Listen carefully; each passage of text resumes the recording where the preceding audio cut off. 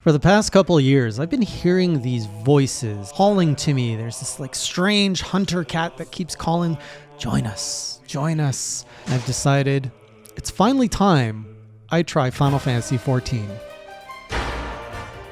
Welcome, classy crew, to the start of an entirely new experience that I am not sure I can ever properly be ready for this. I am speaking of my first journey into Final Fantasy XIV to see what this game is all about. I can't believe, as a self-proclaimed Final Fantasy fan, I have somehow completely avoided this game. Not completely, but I've avoided this game for 10 years or so, however long it's been out. I don't really know anything about the story or about this game. Here's what I know about Final Fantasy XIV. There is a massive community out there that absolutely loves it, that is very passionate about it, that it is more Final Fantasy game than an MMO, from what I've heard, that the game sucked massively when it first came out, so bad that they had decided to just nuke the game and start from fresh. With all of that, I'm going to journey, and I welcome all of you because I've heard that this is a very special moment when a Sproutling, I think is what we're called, joins Final Fantasy XIV for the first time. I've heard this thing that Final Fantasy XIV players love watching other people play Final Fantasy XIV, which to me, I guess it makes sense. I mean, we've been doing it with Monster Hunter for so long. I'm letting you know I'm going to be starting my journey into Final Fantasy XIV December 30th, 2023, starting at 3 p.m. Eastern time. It's going to be a Saturday. I'm doing it as an extra long stream so that I can get as many of you to join me if you want. So it's European time friendly. It's North American time friendly. I'll probably be playing it for 7-8 hours. The goal is to really get a sense for the game. My experience with MMOs is usually the game is kind of in a tutorial area till level 10.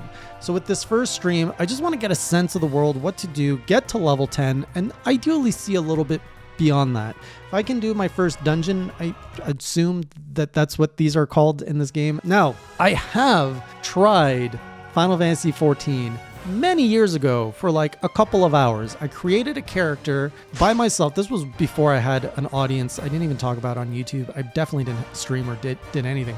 I walked around a town. I was mostly confused. I wasn't having a good time because I was kind of overwhelmed and I didn't really understand what was going on. I didn't have a community.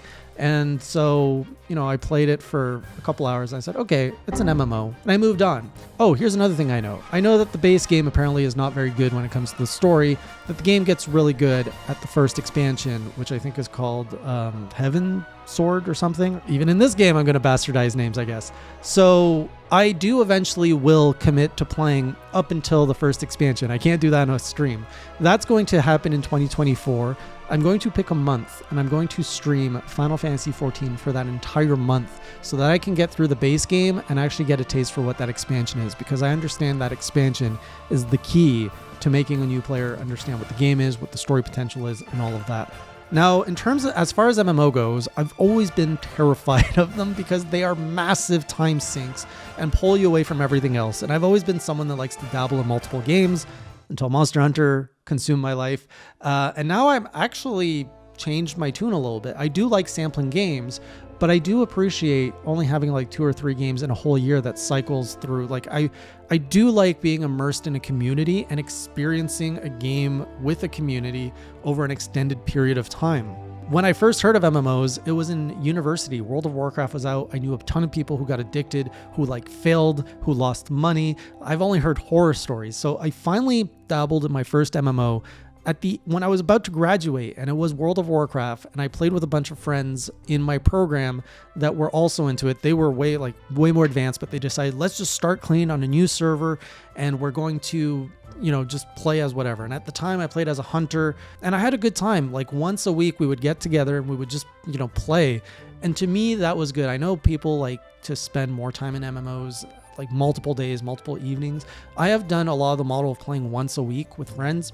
And to me, that has worked. And then sometimes if you get an itch, you go back in a little bit to maybe get a piece of armor or find something else. So that was my introduction to MMO. And then I got into Star Wars Old Republic as a big Star Wars fan. Old Republic was I had to get into it. It was an MMO that, again, stressed the importance of story. I got into it. I played multiple stories all the way to the end. It was actually the first time I got to experience an MMO endgame mechanic, grinding out like the PvP, the PvE armor. And I've heard mixed things about Star Wars Old Republic in terms of how it compares to other MMOs. That said, I mostly played that game alone. I eventually did have one friend that I played with every week. It was our like regularly scheduled date night, if you will. So with that backdrop, to be able to now enter a game that has like lived for so many years with a strong reputation, that is an IP that I love, so Final Fantasy, with all of like the fact that you can get clothes, there's all these probably bits of nostalgia and all these things that probably play to all the other Final Fantasy games I played, and the fact that I have a community that I can play with in this one, and it's very different than just one or two friends. A lot of people that I discovered through Monster Hunter have actually, what I've learned, been playing Final Fantasy XIV for the last like 3 to 6 months. I actually don't know how long, in anticipation of me joining this server and joining this experience with them. So when I'm and this is a little bit of maybe not a tension point, but like a point of a unique point of me playing, me as a streamer here, is I do like to experience games solo to some extent. And I like to have that freedom to do what I want and experience things. But with an MMO, you do need that sense of community. And I do feel that there is going to be maybe some times where I'm like, I really want to experience this solo. And I know that there is a lot of passion in my community that want to see me play Final Fantasy XIV, that will want to throw so much help at me. And I have no problems with that. But I think there will be that like, oh, we can do this together. We can do this. And then sometimes I'll be like, I want to experience this alone. So a very similar thing happened when I started Monster Hunter World, where, I tapped into a very passionate fan base there who were so positively like wanting to support me and help me that I couldn't even read all the messages that were like, do this, pull out, put this in your item. Like, as someone who is new to Monster Hunter, I'm like, you want me to put a what in my where now? It's just, I didn't know what the item names were. I didn't know how the menus worked. It was overwhelming. And I do expect some similarities here. I'm also even more curious at the fact that I got so much into Monster Hunter. I then, learned to appreciate Soulsborne games. And now to go into Final Fantasy XIV, like this trifecta matches two other creators that I often look up to in these genres that I have discovered very recently. And of course, I'm speaking of Rurikon and Gaijin Hunter, both of which I will make clear right here on this video, have not pressured me to play Final Fantasy XIV. They've actually never mentioned and said you should play it. If anything, Rurikon just said like, don't blame me if you go into it. But yeah, those two content creators who are very well known in the Monster Hunter universe, well known for loving the Soulsborne, also really enjoy Final Fantasy XIV. Now, I understand Rurikon is very deep into MMOs, does a lot more, whereas Gaijin Hunter really hates MMOs and fell into Final Fantasy XIV. So that is where I'm at right now. And I wanted to all give you kind of this baseline, and I wanted to give myself a baseline just in case this takes off for me. And that, I really love this franchise like Gaijin Hunter. I really don't think I will. I really do not see myself falling in love with a game to the level that I've seen Gaijin Hunter go. I suspect I'm going to enjoy it. I suspect it's going to be very casual for me, but I could be wrong. And we'll see what happens. But I want to have this journal to know what was I thinking at the beginning, because it's always fun to look back. And so, yeah, we're going to set off. I don't know the characters, the races. I don't know the world. I really don't know. I don't even know what the story is about. I know nothing about this game other than I think, the moon blew up, and I think Bahamut was in the moon and he destroyed the land.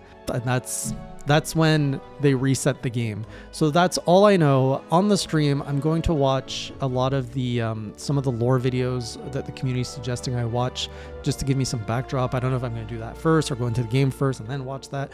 The first stream is going to be more than 4 hours. I'm going to commit maybe like 6 to 8 hours, and I'm just gonna figure out what's going on. Like, where are the buildings? Where are the menus? What does this do? What happens if I do this? What are the races? What are the classes? What are my options?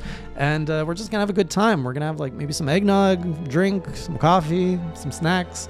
We're gonna chill. So join me December 30th, 3 p.m. Eastern Time, twitch.tv/HeyJOfficial. Let's see what this game's about, and I really look forward to exploring and sharing this game with all of you. Until next time, keep it classy.